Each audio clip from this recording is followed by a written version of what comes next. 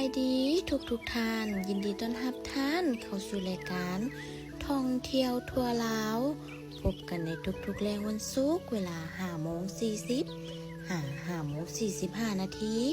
ทางคลื่น FM 109 เมกะเฮิรตซ์ของสถานีวิทยุกระจายเสียงนครหลวงเวียงจันทร์ในวันที่10 กรกฎาคม 2026 นี้อยู่กับข้าพเจ้าอำไพวันวงศ์คุณหอมและข้าพเจ้ารัตนภาจันทวงศ์สบายดีท่านผู้ฟังทุกท่านเว้าถึงสถานที่ท่องเที่ยวที่กำลังมาแห้งและเต็มไปด้วยความสงบและใกล้ชิดติดแทดกับธรรมชาติแบบ 100% ตอนนี้หลายๆคนคือจะคิดถึงดินแดงแห่งสายน้ำลีกมื้อนี้เราจะพาทุกท่านเดินทางไปที่เมืองเฟืองแข่งเวียงจันทน์เมืองเฟืองตั้งอยู่ห่างจากนครหลวงเวียงจันทน์ไปทางทิศเหนือประมาณ100 กิโลเมตรจุดเด่นที่เฮ็ดให้ไผ่ก็หลงหักเมืองนี้ก็คือ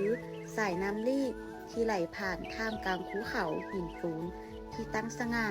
ตื่นเช้ามา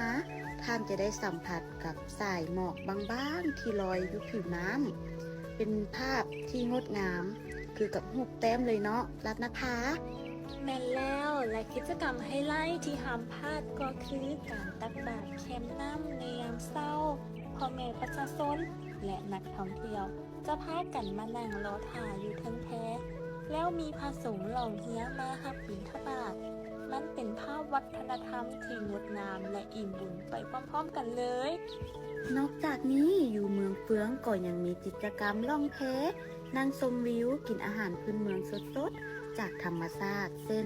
ปลาน้ำลีบที่หวานและแซ่บเหมาะสมที่สุดสำหรับผู้ที่ต้องการหนีจากความวุ่นวายในเมืองใหญ่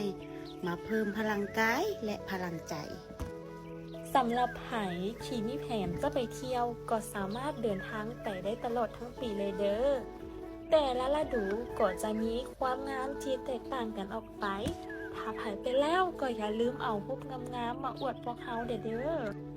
มื้อนี้เวลาของสารคดีท่องเที่ยวทั่วลาวก็ได้หมดลงแล้วข้าพเจ้าอำไพวันวงศ์คุณหอมข้าพเจ้ารัตนภาจันทวงศ์พร้อมด้วยทีมงานต้องขอลาท่านผู้ฟังไปก่อนขอให้ทุกท่านมีความสุขกับการเดินทางท่องเที่ยวพวกเขาสองคนขอกล่าวคำว่าสบายดี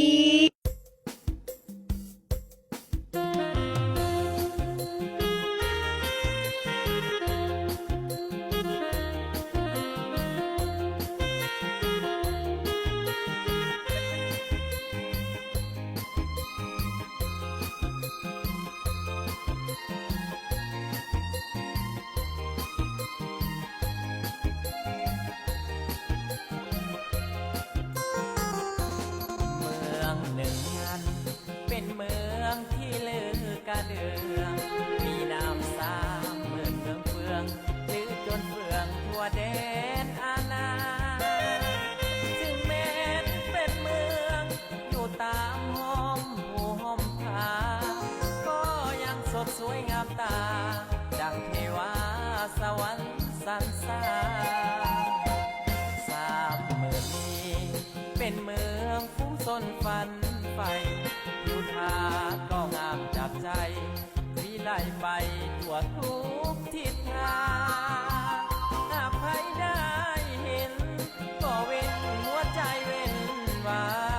อุดมสมบูรณ์ทุกอย่างอยากเยี่ยมยามดินแดนแห่งนี้30,000 เมืองเฟืองเชิงบ่อเฮืองเหมือนเมืองอื่นๆแต่ก็อุดมสมซื่อด้วยทรัพย์สินในดินมากมีผู้สนประสาว่าจาก็หวานหรือดีคือกันเป็นมิตรไมตรีเมื่อมีเมืองอื่น